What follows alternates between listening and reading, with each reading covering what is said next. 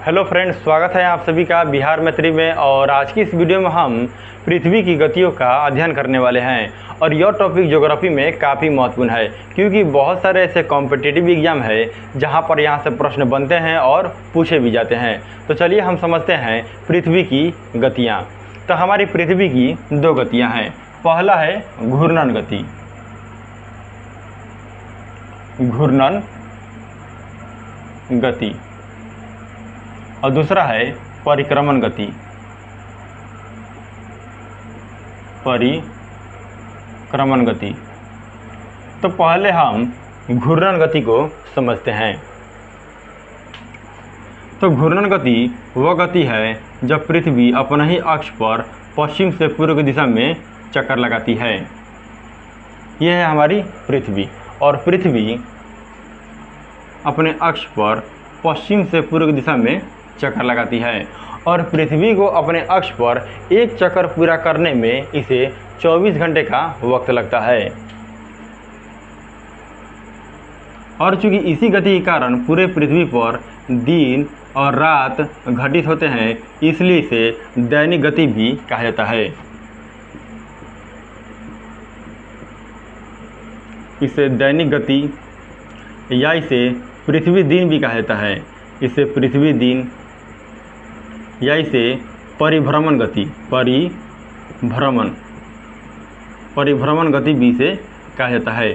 तो अगर आपके ऑप्शन में घूर्णन शब्द न हो तो ऐसे में आप इन शब्दों को ध्यान में रखें। और पृथ्वी का जो झुकाव है वो 23.5 डिग्री है। कितना है वो? 23.5 डिग्री। और यह इसी अवस्था में अपने अक्ष पर पश्चिम से पूर्व की दिशा में चक्कर लगाती है, जिसे हम घूर्णन गति के नाम से जानते हैं। अब आइए हम समझते हैं हमारी दूसरी प्रमुख गति है परिक्रमण गति। परिक्रमण गति। तो परिक्रमण गति उस गति कहा जाता है जब पृथ्वी सूर्य के बाहरी कक्ष में दीर्घ वृत्ताकार पथ पर चक्कर लगाती है। पृथ्वी जो है वो सूर्य के बाहरी कक्ष में दीर्घ वृत्ताकार पथ पर चक्कर लगाती है, जिसे हम परिक्रमण गति के नाम से जानते हैं। और पृथ्वी जो है वो सूर्य के बाहरी कक्ष में इसे चक्कर लगाने में लगने वाले समय को हम लोग वार्षिक गति कहते हैं। इसे वार्षिक गति के नाम से जाना जाता है, वार्षिक गति। और पृथ्वी सूर्य का एक चक्कर पूरा करने में 365 दिन 6 घंटे का समय लगाती है। 365 दिन 6 घंटे का समय लगाती है। और हम लोग 365 दिन को एक वर्ष मानते हैं, और इसमें हम 6 घंटे को शामिल नहीं करते। तो यहाँ पर ध्यान दें, यही 6 घंटा 4 वर्षों में 24 घंटे के बराबर हो जाता है, यानी कि पूरे के पूरे एक दिन। और जब हम इस अतिरिक्त एक दिन को 365 दिन में शामिल करते हैं तो हमें प्राप्त होता है 366 दिन, और इसे ही लीप वर्ष के नाम से जाना जाता है। इसे लीप वर्ष कहा जाता है। तो अगर आपसे पूछा जाए कि लीप वर्ष क्या है, तो ऐसा वर्ष जिसमें 366 दिन हो उसे लीप वर्ष कहा जाएगा। अब आपके लिए एक सवाल है, इस अतिरिक्त एक दिन को हम लोग किस महीना में शामिल करें? तो इस अतिरिक्त एक दिन को हम लोग फरवरी के महीना में शामिल करते हैं, और इस प्रकार से हमारा फरवरी का महीना प्रत्येक 4 वर्षों में 28 की जगह 29 दिनों का हो जाता है। इसे ध्यान रखें। अब आइए हम समझते हैं ऋतु परिवर्तन। हमारा तीसरा पॉइंट है ऋतु परिवर्तन, यानी कि मौसमी दशा में परिवर्तन कैसे होते हैं। ऋतु परिवर्तन कैसे? तो इसके लिए 2 कारक जिम्मेदार है। पहला पृथ्वी का झुकाव और दूसरा परिक्रमण गति। इसमें किसी प्रकार से घूर्णन गति का कोई भी योगदान नहीं होता है। तो पहला क्या है? पहला है पृथ्वी का झुकाव।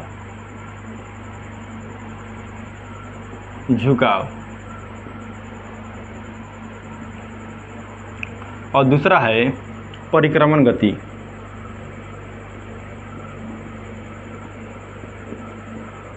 अब हम समझते हैं मौसमी दशाओं से संबंधित कुछ प्रमुख तिथियां हैं जिनसे प्रश्न बनते हैं और पूछे भी जाते हैं। तो चलिए हम उन्हें समझते हैं। तो सबसे पहले हम लेंगे 21 जून को, फिर 23 सितंबर, फिर 22 दिसंबर और फिर 21 मार्च।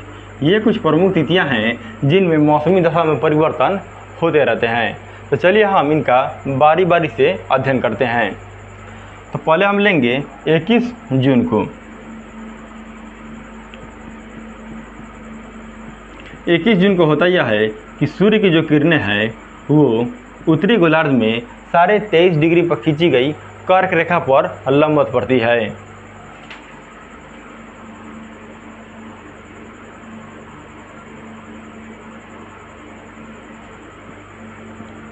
कर्क रेखा पर लंबवत पड़ती है और इसे कर्क संक्रांति के नाम से भी इसे जाना जाता है। इसमें होता यह है कि जब सूर्य की किरणें कर्क रेखा पर लंबवत होती है तो उत्तरी गोलार्ध में ऊष्मा अधिक प्राप्त होगा, और जब ऊष्मा अधिक प्राप्त होगा तो ऐसे में ग्रीष्म ऋतु होगा, यानी कि गर्मी का मौसम। और जब गर्मी का मौसम होगा इसमें दिन बड़े होते हैं और रात छोटी होती है। तो क्या होगा, उत्तरी गोलार्ध में ग्रीष्म ऋतु हो जाएगा, ग्रीष्म ऋतु हो जाएगा। और क्या हो जाएगा, तो दिन बड़े होंगे और रात छोटी हो जाएगी। और इसके ठीक विपरीत स्थिति क्या होगा, इसके ठीक विपरीत स्थिति का मतलब यह है कि दक्षिणी गोलार्ध में, तो दक्षिणी गोलार्ध में यहाँ पर शीत ऋतु हो जाएगा। क्या हो जाएगा, शीत ऋतु। और क्या हो जाएगा इसके अपोजिट, तो दिन हो जाएंगे छोटे और रात हो जाएगी बड़ी। इसे ध्यान रखें। यहाँ से प्रश्न बनता है कि उत्तरी गोलार्ध में दिन कब बड़े होते हैं, दिन कब छोटे होते हैं, तो इसे ध्यान रखिएगा। तो 21 जून को उत्तरी गोलार्ध में ग्रीष्म ऋतु होगा और दक्षिणी गोलार्ध में शीत ऋतु होगा।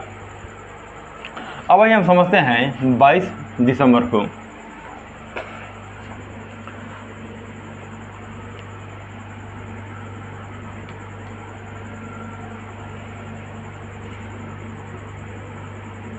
बाईस दिसंबर को होता यह है कि सूर्य की जो किरणें हैं वो मकर रेखा पर लंबवत होती है। दक्षिणी गोलार्ध में 23.5 डिग्री पर खींची गई मकर रेखा पर लंबवत पड़ती है। और जब मकर रेखा पर लंबवत पड़ती है तो दक्षिणी गोलार्ध में क्या होगा, ऊष्मा अधिक प्राप्त होगा।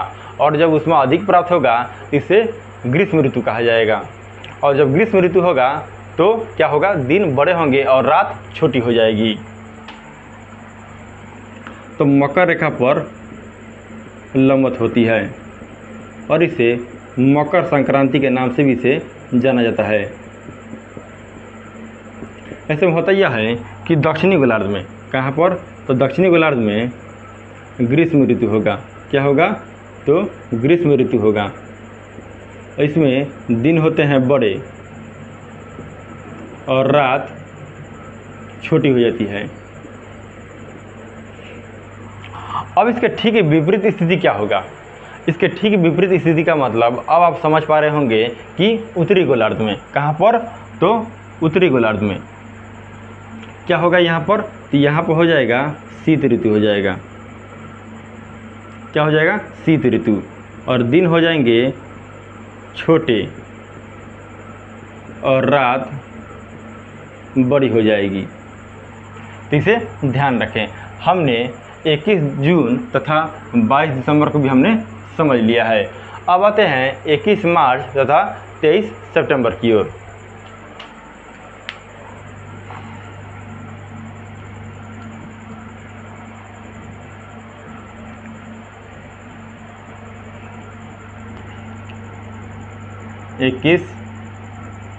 मार्च 23 सितंबर। इसमें होता यह है कि 21 मार्च को उत्तरी गोलार्ध में बसंत ऋतु होता है। क्या होता है, तो बसंत ऋतु होता है। वसंत ऋतु होता है और दक्षिणी गोलार्ध में शीत ऋतु होता है। इन दोनों ही प्रमुख तिथियों में होता यह है कि सूर्य की जो किरणें हैं वो विषुवत रेखा पर, कहाँ पर, तो विषुवत रेखा पर लंबवत हो जाती है। और ऐसी स्थिति में होता यह है कि उत्तरी गोलार्ध हो या दक्षिणी गोलार्ध, दिन और रात की अवधि बराबर हो जाते हैं। दिन और रात बराबर हो जाते हैं और इसे विषु के नाम से जाना जाता है। तो यहाँ से प्रश्न बनेगा कि विषु की स्थिति कब होता है, तो 21 मार्च तथा 23 सितंबर को। और इसमें होता क्या है, तो उत्तरी गोलार्ध हो या दक्षिणी गोलार्ध, दिन और रात की अवधि बराबर हो जाएंगे, तो इसे ध्यान रखें। अब हम समझते हैं उपसौर तथा अवसर की स्थिति क्या है।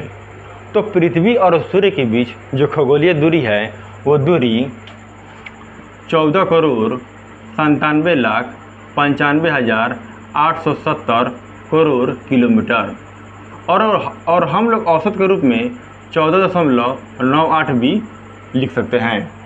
इसमें होता यह है कि पृथ्वी और सूर्य के बीच जब न्यूनतम दूरी हो, क्या हो, दूरी न्यूनतम हो, तो उसे उपसौर कहा जाता है।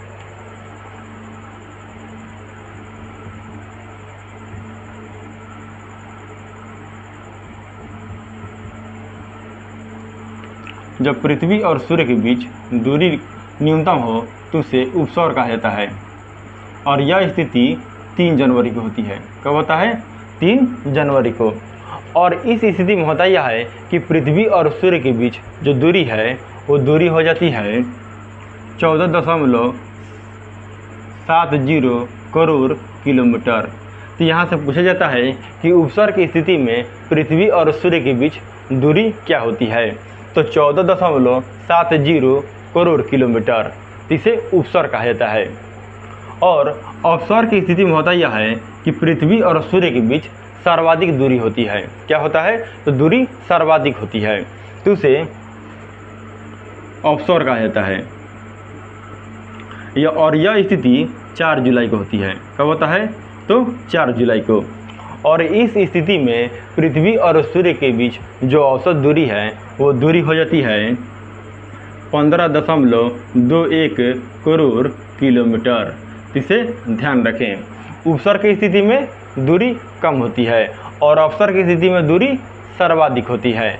कितना होता है, तो 15.21 करोड़ किलोमीटर। इसे ध्यान रखें। तो आज की इस वीडियो में हमने 6 प्रमुख तिथियों को, घूर्णन और परिक्रमण गति को भी हमने समझ लिया है।